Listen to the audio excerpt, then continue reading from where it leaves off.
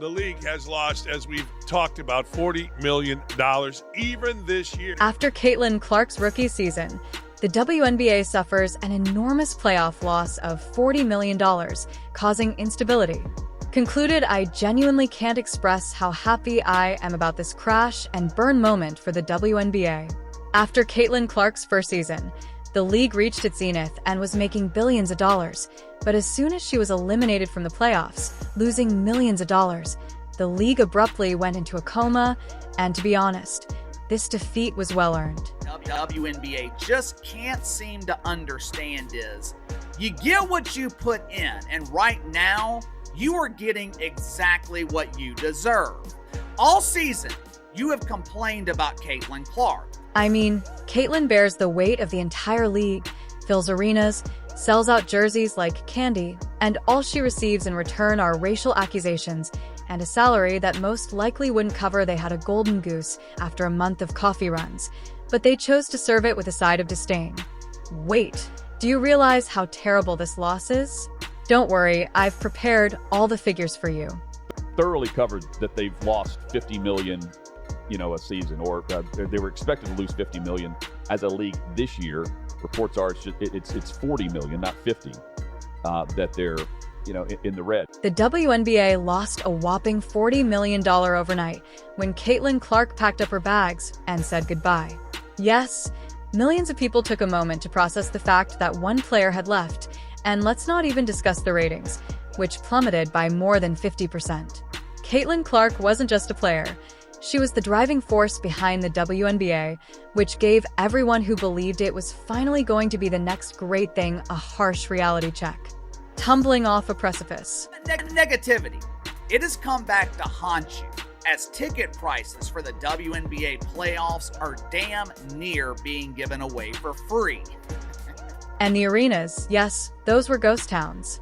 Do you recall how, during Caitlin's first season, the stadiums were packed like it was some sort of Beyoncé concert? Well, that's no longer the case after she left.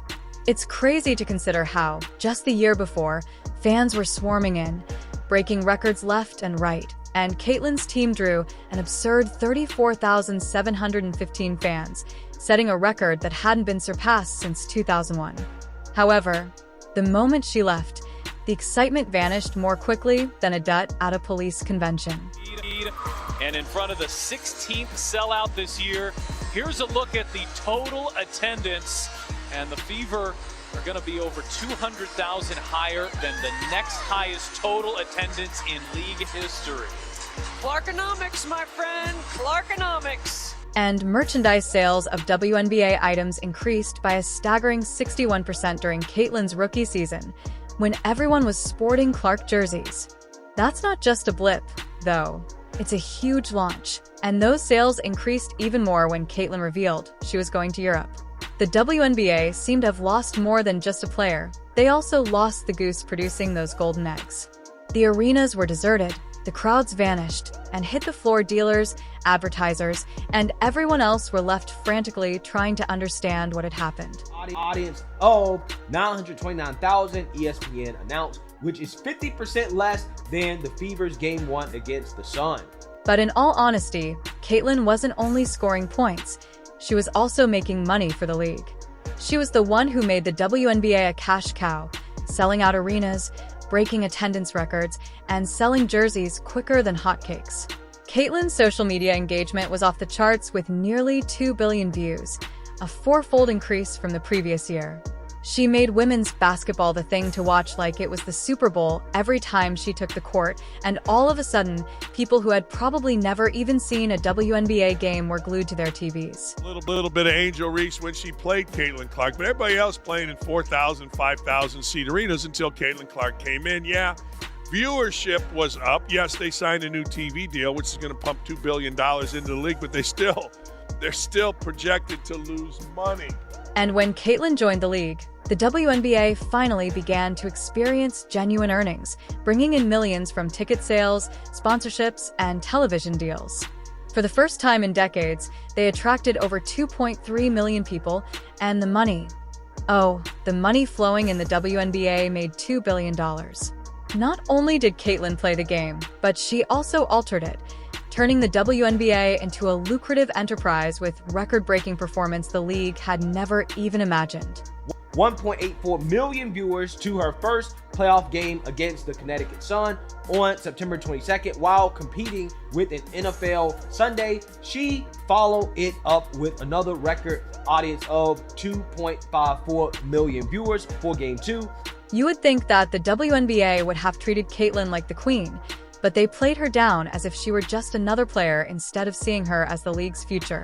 Meanwhile, opponents and critics were too busy making baseless accusations of racism, and the league failed to defend her, recognize her true worth, and, worst of all, pay her a pittance in comparison to her value. Is it any surprise that after she took one look at Europe, she said, "Yes, I'll take the paycheck. Thanks." All season, you have complained about Caitlin Clark. All season, you have allowed your jealousy, your bitterness to cloud your judgment.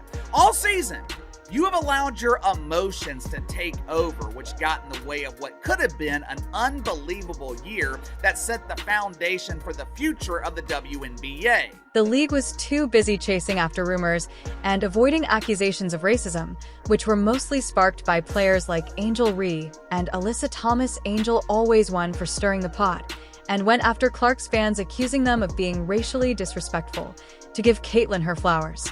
They had a superstar in the making, but instead of celebrating her ascent to fame, they got lost in a fog of drama and nonsense. Never remember any male athlete ever entering into new league and being treated like this. To me, what's interesting about what's going on right now is none of her teammates are standing up for her, because I don't think they like her either, because they don't like the fact that she's white and straight. She's actually the minority here, and she's being treated unfairly based on this. Instead of using Caitlin's extraordinary talent and running with it, the league allowed the entire season to devolve into a political circus because the media couldn't get enough of it, and the commotion transformed Caitlin's highlight reel season into some strange off. Court feuds seemed to be too preoccupied with drama that shouldn't have existed in the first place to see that she was shattering records and lighting up arenas. Crazy because the growth that Caitlin has brought to the game, the sheer amount of money that she's making these teams, people are having to move their venues when she comes to play, and she's getting paid like $75,000 a year. She should be one of the top paid players in the world just for the sheer numbers that she's bringing. And if that wasn't enough of a slap in the face, Caitlin wasn't even getting paid what she was worth. This is the player who's responsible for a 48% increase in attendance, nearly 10,000 fans per game, and she's getting peanuts compared to her impact.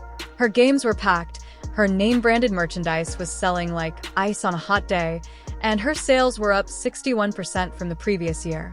You would think the league would be throwing money at her, but instead they were too busy making money off of her name without paying her what she was due. Caitlin, being the astute player she is, said, "I'm leaving here and packing my bags for Europe." WNBA fans were in complete shock, but can you blame her? The girl was bringing in ridiculous amounts, but the league treated her like any other player. In interviews, she even claimed that the players were hitting her and that the league had not even called a foul, making her feel as though she didn't belong in the league and that she was literally carrying on her back. Rival League needs Caitlin Clark, and they are preparing to offer her a massive deal. But is it all too little too late? Because of the severity of the financial crisis, the WNBA was forced to use force to attempt to win her back. By force, I mean WNBA Commissioner Kathy Engelbert, who essentially had to slap Kathy in an iconic moment when we truly messed up. Personally apologized to Caitlin, acknowledging that it was that awful. She didn't only say, "Hey, we undervalued you a little." Instead, she went into detail to acknowledge that they had utterly miscalculated Caitlin's influence on the court as well as the WNBA's financial resources. Sources say that it's a 6-year deal that could be worth more than $100 million. They were so desperate that they were offering Caitlin double her salary. To be precise, you know it's bad when the league digs into its coffers to offer double just to get her to return. However, it wasn't just about paying Caitlin more. They also knew they had a problem with their sponsors, all those big brands that were riding the Caitlin Clark wave, so they started to hit the brakes once she left. They tried to play it off as though it was all about making things more exciting, but let's be honest, it was a Hail Mary to get Caitlin's attention. They changed the finals from a best-of-5 to a best-of-7 series in an attempt to make the WNBA feel more like the NBA's big shiny brother. Bring to the table. Commissioner Kathy Engelberg, Commissioner of the WNBA, just announced that starting in 2025, the WNBA Finals format will change to a best-of-7 series. Yes. And the format will be 2-2-1-1-1. In addition to that, the first round, which is already a best-of-3, will change in format to 1-1-1. Yes. But hold on, there's more. Not content to stop there, Engelbert also said that they would be adding a 13th team and changing the regular season from 40 to 44 games beginning in 2025. The Golden State Valkyries had a brand new team and more games to go along with it, but without Caitlin, it all felt like window dressing on a collapsing structure. Sure, more games and new teams sound fantastic, but the bottom line was staring them in the face. Without Clark, the NBA's major push for a sustainable business model was becoming more and more shaky by the day. So there you have it, a league attempting to patch up a sinking ship. But unless they can get Caitlin Clark back on board, they're in for a rough ride.